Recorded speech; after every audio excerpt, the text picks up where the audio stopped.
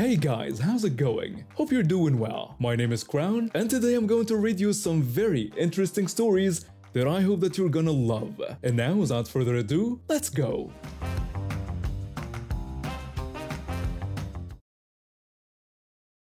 I work for the state's Environmental Protection Department.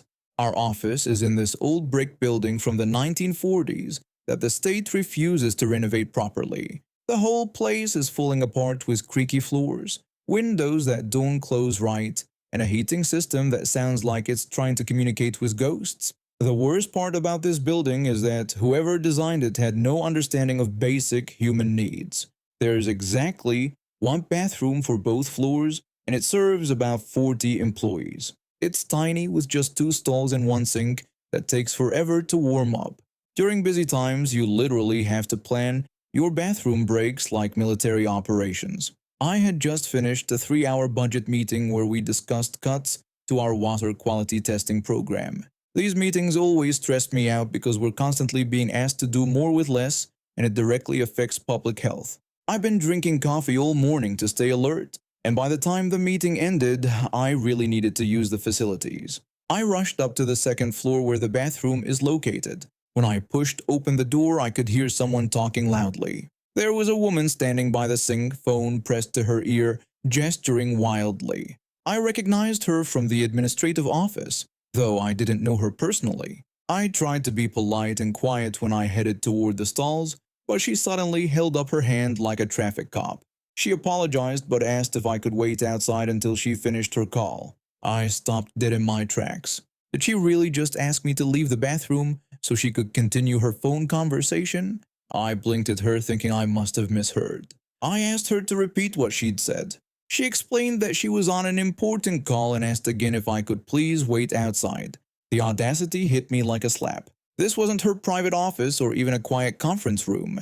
This was the only bathroom in our entire building, shared by dozens of people, and she wanted me to hold it so she could chat on the phone. I told her no, that it was an emergency. I brushed past her and headed straight for the nearest stall. My bladder was practically screaming at me, and I wasn't about to dance around outside while she conducted business in a public restroom. She spoke into her phone with a dramatic voice, telling whoever was on the other end that she had to leave the room she was in, like I was some kind of inconsiderate monster for daring to use a bathroom for its intended purpose. I suggested she not take important calls in the bathroom next time. I closed the stall door and finally got the relief I desperately needed. Through the thin metal walls, I could hear her huffing and sighing like she was personally victimized by my presence. She was still on her call, apparently complaining about me to whoever was on the other end. She muttered about how unprofessional this was and how some people have no consideration. This woman turns the shared bathroom into her personal phone booth and then acts like I'm the problem. When I came out of the stall, she was still there, still on her phone, looking at me like I committed some terrible crime. I went to wash my hands at the sink and she actually stepped back dramatically. I pointed out that there were actual offices in this building where she could make private calls. She replied that some of them had important work to do. Then she mentioned that she was trying to coordinate with the governor's office about the new environmental regulations. Oh, so now it was about the governor's office. Suddenly her phone call was state business of the utmost importance. I dried my hands and turned to face her directly. I asked if she really thought the bathroom was the best place for that conversation. She said she needed privacy. I asked her how she expected privacy in a public bathroom. The whole situation was so ridiculous that I almost laughed. Here was a grown woman who somehow thought she could claim exclusive use of the only bathroom in our building for her phone calls. Just then the door opened and my supervisor walked in. She took one look at the scene and asked if everything was okay. Karen immediately switched to victim mode, covering her phone with her hand. She complained that I had been extremely rude and interrupted her important call. My supervisor looked confused and asked about her making a call in the bathroom. Karen explained that she needed a quiet space for a sensitive conversation. My supervisor pointed out that there were conference rooms available for booking and quiet spaces in the library area. Her tone was perfectly professional, but I could tell she was trying not to laugh. Karen's face was getting redder by the minute. I explained that I just needed to use the bathroom and that she had asked me to wait outside until she finished her call. My supervisor asked for confirmation that she had actually asked me to leave the bathroom. Karen insisted it was a very important call about regulatory compliance. My supervisor told her that this was a shared facility and offered to show her where she could reserve a conference room if she needed privacy for calls. At that point, Karen seemed to realize how absurd her position was. She mumbled something into her phone about calling back later and hung up. She complained that this whole building was unprofessional and that in her last job, people respected when someone needed space. She stormed out, leaving me and my supervisor alone. We looked at each other and both burst out laughing. My supervisor asked if that had really just happened. I confirmed that she had literally tried to turn the bathroom into her personal office. Later that afternoon, I heard through the office grapevine that Karen had actually gone to Human Resources to file a complaint about the hostile bathroom environment. Apparently, she claimed that employees were being aggressive and disruptive during her necessary work communications. The HR representative reportedly listened to her complaint with a straight face and then explained that bathrooms are not appropriate venues for conducting business calls, especially when they involve claiming exclusive use of shared facilities. They suggested she familiarize herself with the building's conference room booking system. 2 days later, a memo went out reminding all employees about proper phone etiquette and noting that conference rooms were available for private calls. Everyone in the office knew exactly what had prompted that memo. Karen avoided eye contact with me for weeks afterward, and I never saw her taking another phone call in the bathroom.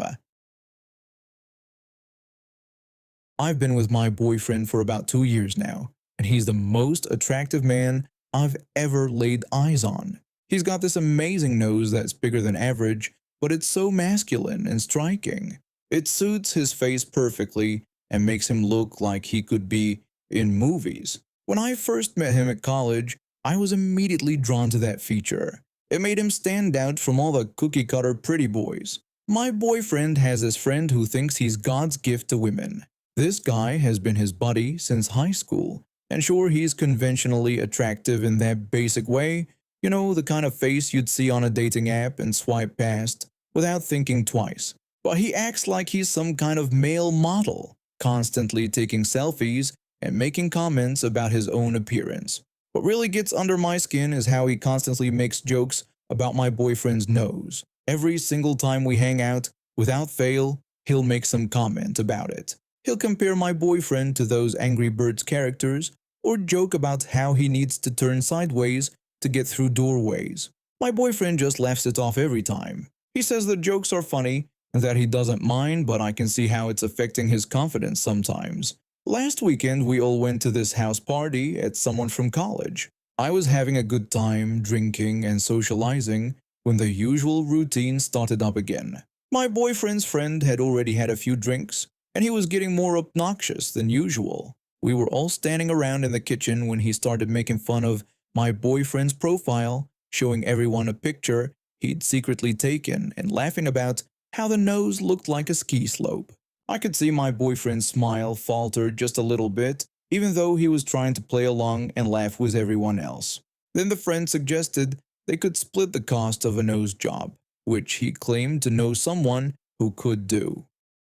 The alcohol had loosened my tongue, and I was tired of watching this jerk tear down the man I love while acting like he was some kind of prize himself. I told him that he wished he looked like my boyfriend, saying it with a smile but meaning every word. The friend stopped mid-laugh and stared at me. I guess he wasn't used to me speaking up since I usually just stay quiet during his little comedy shows. He asked me why he would want to look like my boyfriend, and the way he said it was so dismissive, like the idea was completely ridiculous. I told him straight up that he wasn't even close to as handsome as my boyfriend. The entire group went quiet. You could have heard a pin drop in that kitchen. My boyfriend looked shocked but pleased, while his friend's face went through about 5 different emotions before settling on hurt and angry. The friend said what I'd done was really uncalled for and that he was just joking around. I told him I was joking too, but I wasn't, and everyone knew it. The friend stormed off, and the party continued, but the mood had definitely shifted. My boyfriend pulled me aside later and thanked me for standing up for him, saying it felt good to have someone in his corner for once. Over the next few days, I started hearing through mutual friends that the guy was telling everyone what happened, but with his own spin on it. According to his version, I had randomly attacked his appearance out of nowhere, completely unprovoked. He was painting himself as a victim of some cruel, jealous girlfriend who couldn't handle a little friendly teasing. Some of our friends were taking his side, saying I had gone too far and been unnecessarily mean. Others were saying it was about time someone put him in his place, and that he had it coming after years of making fun of my boyfriend. The whole situation came to a head a week later when we were all supposed to meet up for someone's birthday dinner. The friend showed up and started acting like nothing had happened, but then made another joke about the restaurant having wide aisles, clearly referring to my boyfriend's nose again. This guy was never going to stop. He was one of those people who could dish it out but couldn't take it. He thought he could continue his little game of tearing down my boyfriend while acting like the victim whenever someone challenged him. This time I wasn't drunk. I was completely sober and completely done with his entitled attitude. I told him that I had been too nice the other night, and that he spent so much time making fun of other people's looks because he was insecure about being completely forgettable himself. The friend started sputtering about how I was being abusive and that someone needed to control their girlfriend. My boyfriend finally had enough too. He told his friend that I was right, and that he'd been making jokes about how my boyfriend looked for years. My boyfriend said he'd put up with it because he thought they were friends, but that real friends don't try to tear each other down to make themselves feel better. The friend looked around the table expecting support, but everyone was just staring at him. A few people even nodded in agreement with what we were saying. We weren't the only ones who had noticed his behavior over the years. The friend declared that if that's how we all felt, he didn't need friends like us anyway. He stormed out of the restaurant, leaving his food untouched and sticking us with his portion of the bill. But you know what? It was worth every penny to finally be rid of his toxic energy. A few weeks later, we heard he'd been trying to badmouth us to other people, but it had backfired completely. When he told the story to people who actually knew us well, they all had the same reaction. They said it sounded like he deserved it, and that they'd always thought he was kind of a jerk anyway. I inherited my grandfather's property about 2 years ago when he passed away. It's a decent piece of land, about 15 acres in a rural area with plenty of space between neighbors.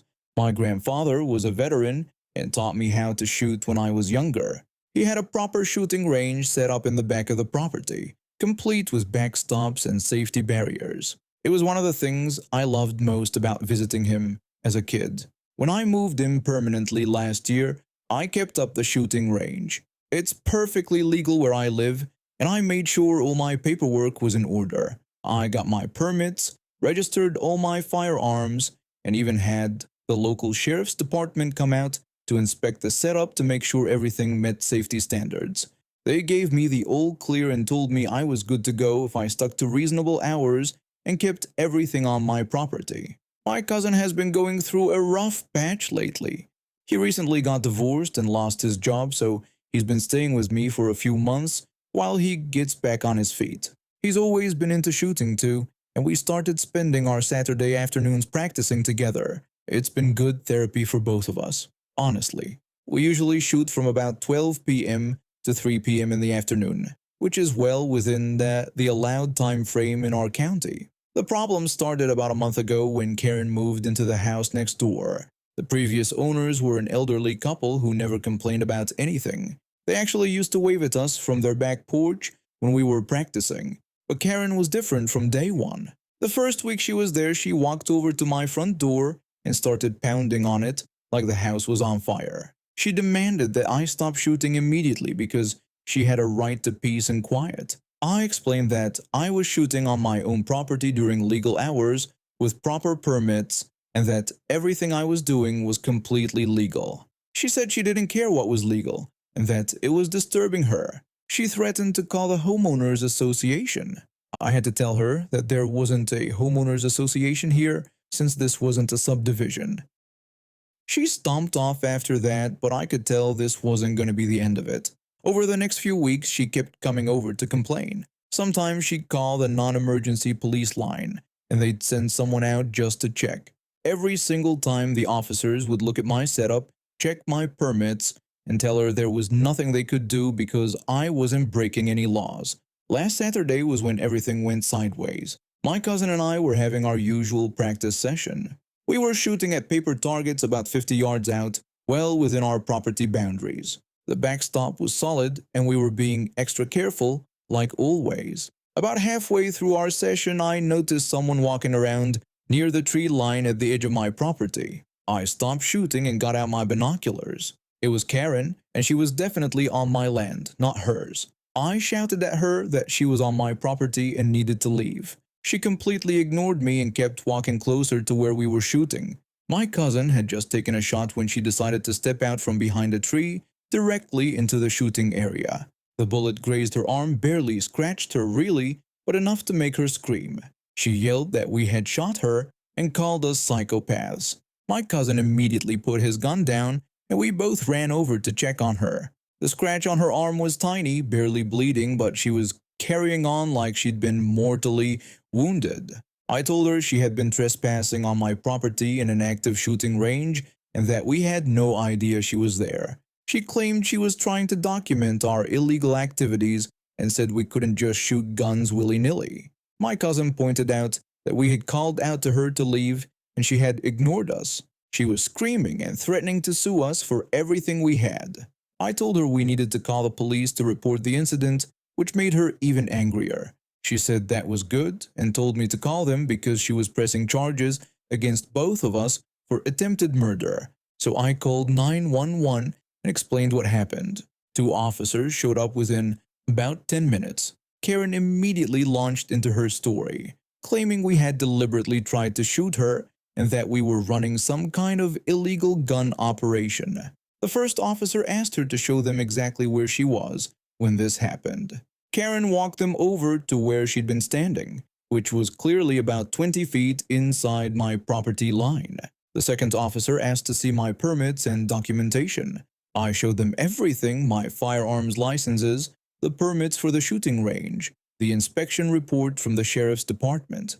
They looked over the setup and nodded approvingly. The first officer told Karen that she had been trespassing on my property and that I had every legal right to operate this shooting range during these hours. Karen insisted that we had shot her. The second officer explained that she had entered an active shooting range without permission and that was incredibly dangerous and entirely her fault. That's when Karen completely lost it.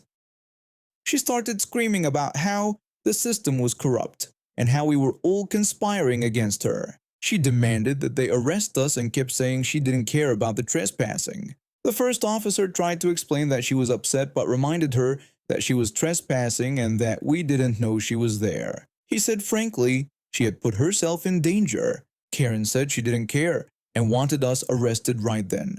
The officers tried to calm her down and explain the situation again, but she just kept getting louder and more irrational. Then she did something that shocked all of us. She hauled off and punched the first officer right across the face. The change in the officer's demeanor was immediate. The second officer had his handcuffs out before Karen even realized what she'd done. He told her she was under arrest for assaulting a police officer. Karen asked what he meant and said no, they couldn't arrest her because she was the victim. But they absolutely could and did arrest her. When they were putting her in the back of the patrol car, she was still screaming about how unfair everything was and how she was going to sue everyone involved. The first officer suggested that we might want to consider putting up some additional signage around our property line. He said what we were doing was completely legal, but it might help prevent future incidents. We thanked them and watched when they drove away with Karen still ranting in the back seat. My cousin and I spent the rest of the afternoon putting up no trespassing signs every 50 feet around the property boundary. We haven't seen Karen since then, but I heard she's facing charges for assaulting an officer and trespassing. She tried to sue us anyway, but her lawyer dropped the case once they found out she'd been arrested for punching a cop while trespassing on our property. Turns out even the most money-hungry attorneys won't touch a case that ridiculous. When I started university, my parents made it clear they'd help with tuition, but I was on my own for spending money and books. That's how I ended up at the superstore, starting as a cart pusher and working my way up to sales assistant. The store was always busy, but Saturdays were absolutely insane. We'd have lines stretching down the aisles, and management would constantly remind us to keep things moving. I usually worked the express lanes because I was fast with the scanner and good at keeping customers happy, even the difficult ones. This particular Saturday was no different. It was mid-afternoon, that sweet spot when families finish their weekly shopping and everyone's trying to get out before dinner. I was managing Express Lane 6, which was right next to the cosmetics and personal hygiene section. The 10 items or less signs were clearly visible, but honestly, when you're short-staffed and the lines are backing up, sometimes you have to be flexible. That's when he showed up. This guy in his late 40s, wearing a polo shirt and khakis, like he'd just come from a golf course. His cart was loaded with at least 25 items, way over the express limit. Under normal circumstances, I might have politely directed him to a regular lane, but we were down 3 cashiers that day, and the other lines were even longer. He joked that I was the lucky winner today. I told him it was no problem and that I'd get him through as quickly as possible. I started scanning his items, trying to maintain my usual pace. That's when the comments began. Small at first, like little jabs disguised as casual conversation. He commented on how young girls are so quick with those scanners, but probably can't do the math in their heads like people used to. I kept scanning and forced a polite smile. I told him I was pretty good with numbers and that math was always one of my better subjects. He said sure, but wondered what happens when the computer breaks down. He went on about how back in his day, men ran these registers and knew how to count change without needing a machine to tell them. The way he emphasized men made my skin crawl, but I kept my mouth shut. I'd dealt with customers like this before. Usually, they'd make their little comments, pay, and leave. I just had to get through the transaction. But this guy wasn't done. When I continued scanning, he kept going on about how things used to be better when men handled the money, how young people today don't understand the value of hard work, how girls my age probably couldn't survive without technology. Each comment felt more condescending than the last. Finally, I finished scanning everything.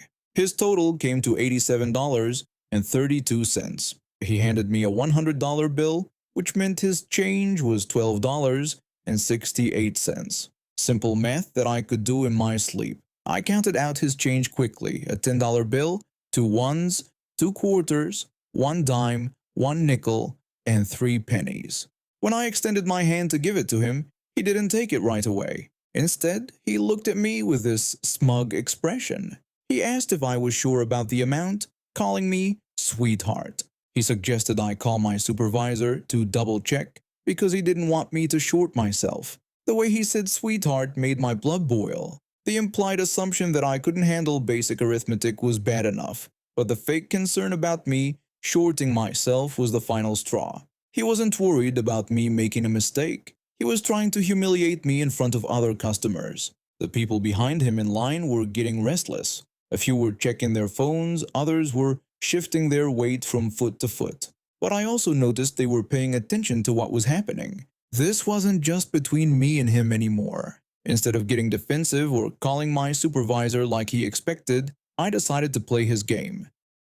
I told him he was absolutely right, but said there was no need to involve my supervisor. I suggested that if he insisted, we could recount it together to make sure I got it right. His smirk widened. He probably thought he was about to embarrass some clueless college kid who couldn't count change. He said that's what he liked to hear and that it's always good to double-check your work. I pulled the change back toward me and placed it on the counter between us. Then, speaking loudly enough for everyone in the nearby area to hear, I began counting it out piece by piece. I announced that his total was $87.32. He paid with $100, so his change was $12.68. I suggested we count it together. I held up the $10 bill and announced it was $10. Then I showed the 2 ones and said that plus two $1 bills made $12. Then I went through the coins one by one. I explained that 2 quarters equal 50 cents, 1 dime makes 60 cents, 1 nickel brings it to 65 cents, and 3 pennies make 68 cents. I looked directly at him and told him that was $12.68 total, just like I had calculated the first time. I told him it looked like I did know how to count after all. The silence that followed was beautiful. You could almost hear the air being sucked out of his lungs. His face went from smug satisfaction to bright red embarrassment in about 3 seconds. The customers behind him weren't checking their phones anymore. They were watching this play out with obvious amusement. The woman directly behind him started chuckling first, then the guy behind her joined in. Soon there were several people trying to suppress their laughter. One older lady gave me a subtle wink and a thumbs up. He stuttered that he just wanted to make sure, clearly flustered. I told him, of course, that I was always happy to help. I asked if there was anything else he needed today. He grabbed his bags without making eye contact, mumbled something under his breath that sounded like whatever, and practically speed-walked toward the exit. His ears were still red when he disappeared into the crowd. The woman who had winked at me stepped forward with her items and told me that was perfectly handled. She said some people need to learn that treating others with respect costs exactly $0. The rest of my shift flew by. Word spread among my co-workers about what had happened, and I got high fives and congratulations from everyone. My supervisor even pulled me aside to say she'd heard about the situation and was proud of how I handled it professionally. Just another entitled customer who learned a small lesson about not judging people based on their age or job. But the universe had one more surprise in store. Exactly 1 week later, I was working the same express lane during the Saturday afternoon rush. The line was moving smoothly when I looked up to see a familiar face approaching my register. It was him, polo shirt guy, looking significantly less confident than the week before. This time he had exactly 8 items in his basket. He made direct eye contact, nodded politely, and placed his items on the conveyor belt without a word. I greeted him good afternoon and asked if he found everything he needed today. He simply said yes and thanked me. No condescending comments. No jokes about young people or technology. No assumptions about my mathematical abilities. Just basic politeness. I scanned his items, told him his total, and he paid with exact change. He thanked me very much and told me to have a good day. I wished him well too and thanked him for shopping with us. I work as a face painter and have been doing it for about 2 years now.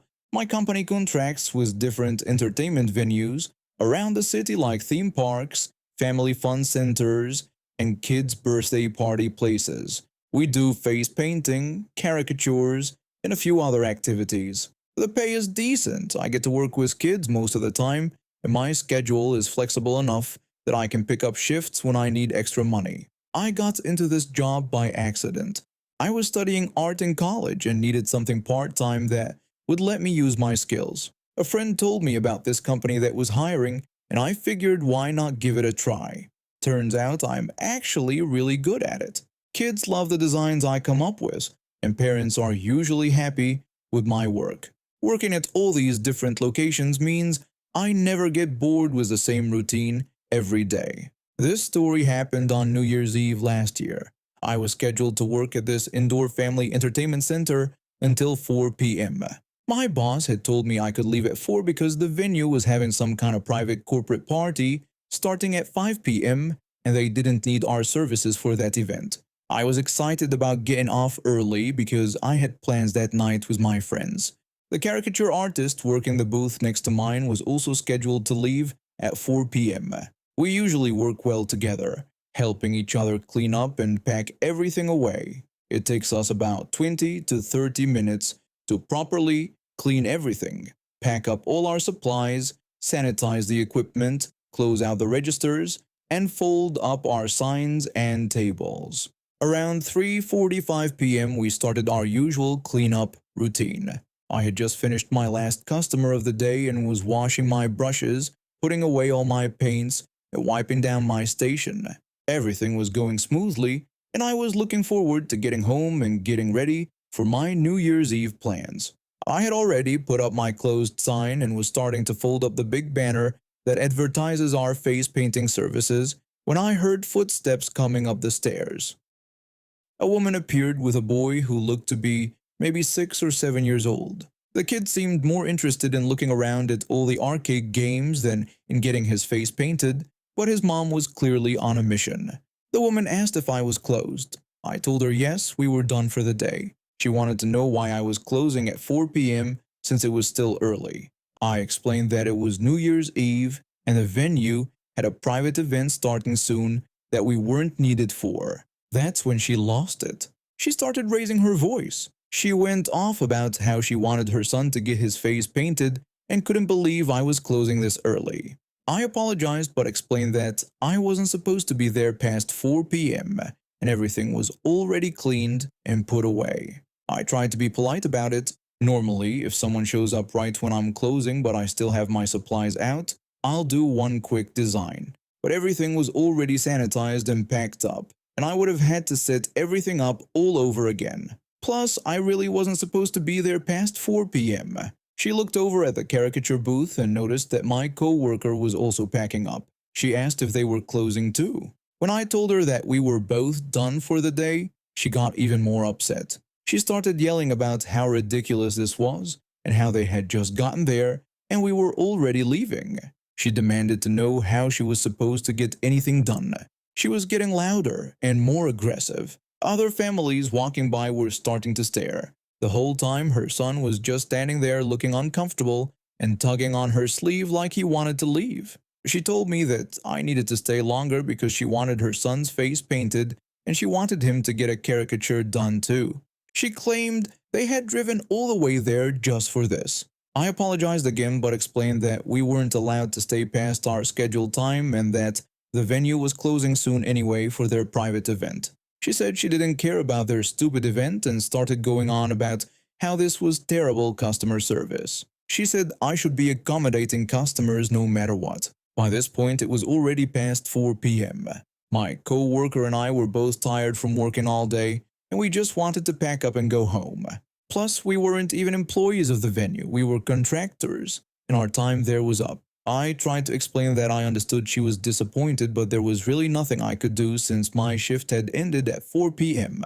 The woman just stood there looking at me for a moment, then rolled her eyes. She said fine, this was absolutely ridiculous. She kept ranting about how they had just gotten there and now couldn't get anything done because we were too lazy to stay a few extra minutes. She grabbed her son's hand and started walking off, but she kept yelling over her shoulder about how she was never coming back, and this was the worst service she'd ever experienced. She wanted to know how hard it could be to paint a kid's face. Her son looked back at me apologetically as she dragged him away. The poor kid clearly hadn't even wanted to get his face painted in the first place. This was all his mom's idea. My co-worker and I just looked at each other and shook our heads. We finished packing up our stuff and headed out. When we were loading everything into our cars in the parking lot, we saw venue staff putting up signs announcing that the facility would be closing at 5 p.m. for a private event. I started laughing thinking about how that woman was going to react when she found out that not only were the face painters gone, but the entire place was shutting down in less than an hour. I bet she tried to complain to management only to be told that everything was closing anyway. The funniest part was that during her entire meltdown, her son never once said he actually wanted his face painted. He seemed perfectly happy just looking around at all the games and activities. It was completely his mom's idea, and she was having a tantrum like a toddler because she couldn't get her way.